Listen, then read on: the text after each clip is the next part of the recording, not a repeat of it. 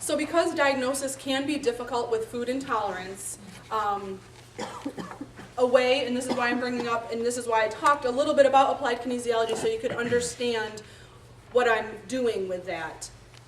I have used successfully applied kinesiology to identify, and I actually have a case study we're going to look at as well, to identify those food triggers for someone.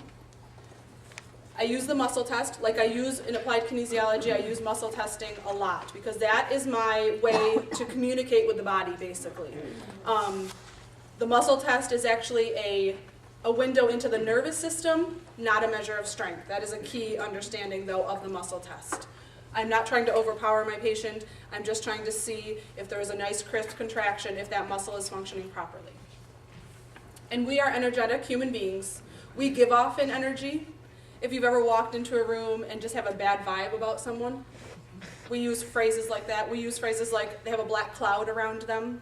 You may not even know someone, but you can tell that something bad may have happened or something good because of the energy that they give off. So this is the premise when I use the testing that I do for the food intolerances.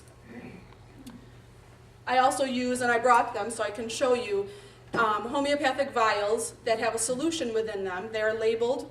I have the food tray here. We have a lot of them in our office. But those two have the energy of that food within there. And I cannot go into the science about that. I don't fully understand it. But I trust it because I've seen it work.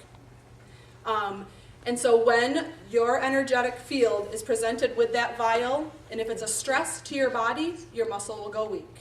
And I know right now is the time where I may lose a few people. That's okay. I understand that that is, it's a very interesting concept, but that's how I do it in my office. I do blood work as well. I have a patient that does have IgG antibodies, but I've also used the vials with her. I love the science, I love the blood work, but it doesn't always work. And the way we know that is because there's millions of people walking around the states that feel lousy and their blood work says they should be fine. And I'm not okay with treating numbers when my patient is standing before me saying they feel lousy. But my doctor says my blood work is normal. I should be normal, but I don't feel normal. So even with situations like a thyroid dysfunction, thyroid problems, I have picked up on those when blood work looks normal. So just wanted to clarify, I love science, I love the blood work, but I also trust the less science in their minds because it works in my office. So that muscle inhibition will tell me that that food is a stressor to that person. The next thing that happens, though, they eliminate it from their diet and symptoms change. That's how I know it works. This is my oldest patient in my office, an 82-year-old female. History of intense itching around the torso, especially at night. Unbearable, making it hard for her to sleep. She went to a rheumatologist, an allergist, and a dermatologist trying to identify. They did allergy testing. They did environmental allergy testing. Didn't really pick up on much. They didn't even do food testing. They didn't even ask this woman anything about her diet. First thing I asked her, what do you eat the most of? Felt like the simplest question to me, but it answered our question. It answered the problem. She said, I love nuts. And I said, how often are you eating them? She said, there's a dish on my table. When I walk by, I grab them.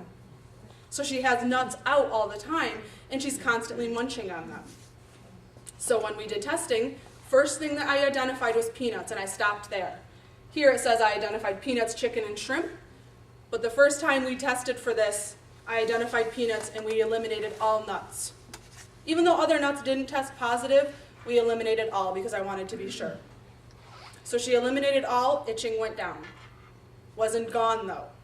So we kept looking. Then we came up with chicken and shrimp. Itching is entirely gone right now, entirely. The only time she starts itching is when she eats out at a restaurant. She doesn't order peanuts, chicken, or shrimp, but we all know what happens at restaurants. You can't trust that there's not cross-contamination, that they're not cooking in peanut oil, that they're not sharing a frying pan or a frying surface with shrimp or chicken. So she went to Laska's in Auburn. I saw her last Tuesday. Went there on a Saturday, started itching that Sunday night. Had been itching, has continued to itch when I saw her, but she said it's probably because I have leftovers and I continue to eat them.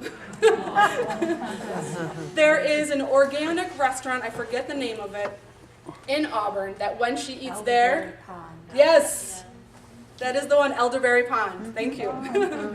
She doesn't get itching when she eats there. Another interesting note. So now we need to know what causes a food intolerance. And not just mine, after a lot of study, this is what I feel very strongly is what causes it, a leaky gut. Not sure if anyone has heard of that term. It is something that I've seen quite a lot in my practice. My first patient ever, I diagnosed her with leaky gut. Now this is a new graduate out of chiropractic school. She had been to a medical doctor, and I was very nervous to tell this person I thought she had leaky gut. Because it was my first patient. Now I'm not nervous anymore. When I said it to her and she told me that her naturopath thought the same, I was like, yes, I know what I'm doing. So then I felt much more confident after that one time. So here's kind of the progression of a leaky gut. Starts with an intestinal lining compromise. We'll talk about what does that, because that's the ultimate cause of a leaky gut. And what does that mean anyway? The intestinal lining has a lineup of cells. They should be very tight junctions that only allow certain size molecules to go into the bloodstream. What happens when that is compromised is you get gaps in those junctions. So now larger molecules, larger proteins, pathogens, because the intestinal tract is full of things like bad bacteria, but our body keeps it under control in the right circumstances, those can get into the bloodstream. That is the idea of the intestinal lining being compromised. Gaps in those junctions, so now larger things can get into the body. Things that aren't typically in the bloodstream. So what do you think the body does? It sees it as foreign, and it starts to attack it because it doesn't belong in the body. Even though it's something safe, like let's say egg protein, because it's too large. This is the key point. It's not a problem. It shouldn't be a problem, but it shouldn't have been allowed into the bloodstream in that size. So because it's larger than it normally is, the body sees it as foreign, so now it's going to attack it, and now you have an intolerance to eggs, like me. Like I was just saying, those incompletely digested food particles, toxins, pathogenic microbes like the bad bacteria, yeast, that sort of thing, other antigens go into the blood and or the lymphatic system.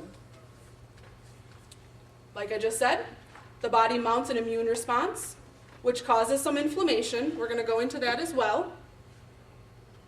When the intestinal lining is compromised, we also cannot absorb nutrients properly. If you cannot absorb nutrients properly, you are starving at the cellular level.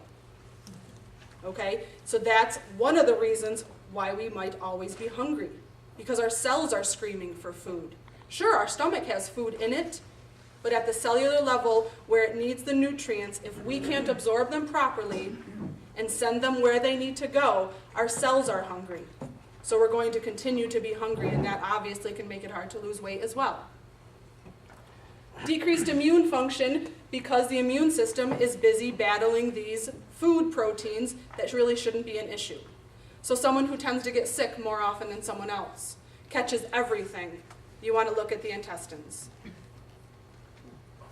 Disturbing GI symptoms, like we talked about with some of the symptoms under food intolerance. When it goes into the bloodstream, though, it can become system-wide throughout the entire body, these symptoms. Doesn't only have to be a GI tract issue. Doesn't only have to be constipation or diarrhea or cramping. It can then be pain in my legs. It can be cramping in my legs. It can be headaches, that kind of thing. You're also going to get more sensitivities as well. I have this one patient, my first patient ever, she started with one sensitivity, then more, then more, then more. This is what happened because the gut has not been healed. So now, like I said, the cause of the leaky gut, or the start of the leaky gut, is the intestinal lining compromise. What causes that? Alcohol consumption, sugar and processed food, stress. Are any of us stressed? Lack of sleep, overuse of medications. We have become way too reliant on medications. So things like antibiotics, Non-steroidal anti-inflammatory medications, ibuprofen. Acid blockers. Who's not on Prilosec these days? The acid in our stomach keeps bad bacteria under control. They can't live in that environment. When we lower our stomach acid, they can go crazy. A lot of other things, we could talk a lot about acid blockers. I have issues, but we won't. The other thing that can cause intestinal lining compromise, something called dysbiosis, which means basically we always have the good and the bad bacteria in our gut. When the good or the bad bacteria outnumber the good bacteria, that's dysbiosis. Because the good bacteria should be keeping the bad under control.